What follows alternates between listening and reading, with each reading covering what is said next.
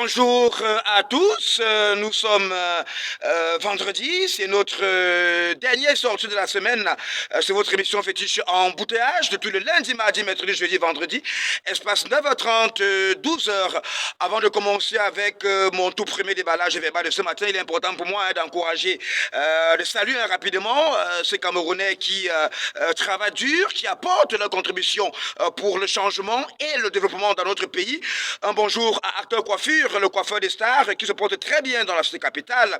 Je salue bien sûr Madame Mboutou, née Bengonominette Nikez, hein, on l'appelle la Grande Royale. Hein, c'est la directrice de l'école publique de Bissonneau 1 à San-Mélima. C'est pour attirer l'attention du ministre de l'Éducation de base pour qu'il sache que de ce côté-là, dans le dialogue, c'est la meilleure directrice hein, de ce côté-là. C'est la meilleure, la directrice de l'école publique de Bissonneau 1 à San-Mélima. Elle est donc accompagnée par, dans sa tâche par les maîtresses Eboutou et Djouma Françoise Carole qui est au CM1 et aussi Demba Akoulou, épouse de Biyo Idette, maîtresse de la CIL du côté de la mission de l'école publique de Bissonneau 1 à San-Mélima. Beaucoup de courage à vous de ce côté-là et le ministre de l'éducation de base doit donc prendre note hein, parce que là-bas de ce côté-là, elle travaille dur. Quand je donc salue hein, ces enseignantes, je vais rapidement attirer l'attention de nos autorités. Je parle ici du ministre de la Jeunesse, du ministre de l'Éducation de base, du ministre de l'Enseignement secondaire et bien d'autres. Je vais rapidement dire bonjour à M. Samori Emmanuel, qui est le président de l'Association camerounaise de lutte contre l'immigration clandestine, les samouraïs autant pour moi, qui mènent un combat contre l'immigration clandestine des jeunes footballeurs. Il est important de savoir que pour sensibiliser donc ces jeunes footballeurs, il y a dans l'ouverture du Festi-Foot de la Diaspora, 3e édition, qui permettra de sensibiliser sur les risques et les dangers de l'immigration clandestine de la jeunesse en général et en particulier les jeunes sportifs. Et ce sera le lundi 27 janvier 2025 à 15h au stade Consiglonkak, parrainé donc par Jean de Makoun, avec pour partenaire Léang Tawamba. Le ministère de la jeunesse a comme d'habitude son mot à dire. Samori Emmanuel est un cerveau que le Cameroun doit donc exploiter et vous savez que l'Afrique même tout entière doit donc exploiter, je le dis, Roha, comme au quartier. Alors, un bonjour à sa douce Madame Odila Samouri. Je vais rapidement dire bonjour au ministre de l'Habitat et du Développement urbain, Célestine Keta-Cortès, qui travaille très dur.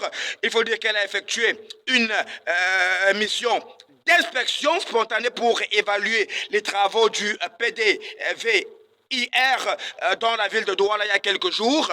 Elle en a reparti satisfaite en raison notamment de la dynamique observée sur la plupart des chantiers, à l'exemple de la station de traitement des boues de vidange de Ngombe qui sera bientôt opérationnelle et de la construction d'un centre de santé en Dokpasi qui n'attend plus que l'installation des équipements médicaux après les voiries structurantes qui sont déjà en cours d'achèvement, déjà 95% des travaux réalisés. Le PDVIR s'est engagé récemment dans la réalisation des chantiers de proximité qui vont permettre aux quartiers sous-équipés de bénéficier d'une meilleure connectivité, des opportunités économiques accrues et d'une résilience renforcée. Alors, il faut donc féliciter Mme Keta Cortès qui travaille très dur et qui a décidé d'appliquer les directives du président de la République, car nous avons donc des chantiers du PDR VIR de Douala avec les performances qu'il faut donc saluer. Madame Célestine Keta-Cortès, ministre de l'Habitat et du Développement urbain, qui a donc effectué donc cette émission d'inspection dans la ville de Douala pour évaluer les travaux du projet de développement des villes inclusives et résilientes, en abrégé PDVIR. Beaucoup de courage à la ministre. À l'instant, je dis bonjour au président de la République, son Excellence, Paul Biya. Je parle papa. Très bien, merci hein, pour l'attention, merci pour la précision que tu portes chaque matin à ce programme embouteillage, car tu sais que c'est l'émission qui te permet de savoir exactement ce qui se passe dans le pays que tu diriges, non seulement, mais il est important que tu sois au courant de qui travaille et qui ne travaille pas. Alors, je vous retrouve derrière un jingle pour commencer avec mon tout premier déballage verbal de ce matin.